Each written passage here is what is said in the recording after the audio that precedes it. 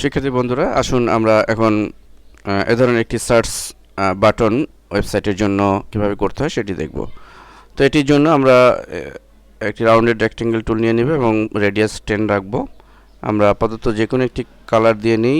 আমাদের অবশ্যই এটি গ্রেডিয়েন্ট দিতে হবে একটি। আমরা এটিকে এভাবে সিলেক্ট করব, একটি শেপ তৈরি করব, লেয়ারে গিয়ে এটিকে রাস্টারাইজ করে দিব। দেন গ্রেডিয়েন্ট অ্যাপ্লাই করার জন্য লেয়ার মেনুতে চলে যাব, লেয়ার স্টাইল, গ্রেডিয়েন্ট ওভারলে। এখানে আমাদের ঠিক এই সেম গ্রেডিয়েন্টে দিতে হবে। আমরা এখানে ক্লিক করব। তো এটি ব্ল্যাক ঠিকই আছে, এটি রইল। এটি ক্লিক করে আমরা সেম গ্রেডিয়েন্টটি পাওয়ার জন্য জাস্ট এখানে পিক করলে আমরা কালারটা পেতে পারি। লক্ষ্য করুন 4D 4D 4D। আমরা এক্ষেত্রে এটি ধরে একটু ব্ল্যাকটা কমাতে পারি, ইচ্ছে করলে আমরা একটু কমিয়ে দিলাম, লোকেশন 34 রেখে।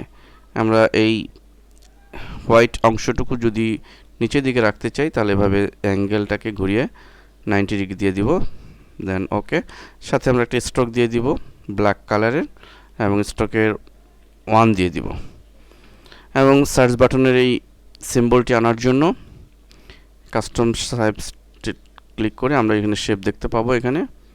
এখানেই রয়েছে এবং এটি ফুললি হোয়াইট দিয়ে দিব এবং আমরা একটা ড্র করব, রাস্টারাইজ করে দিব। ওকে, দেন আমরা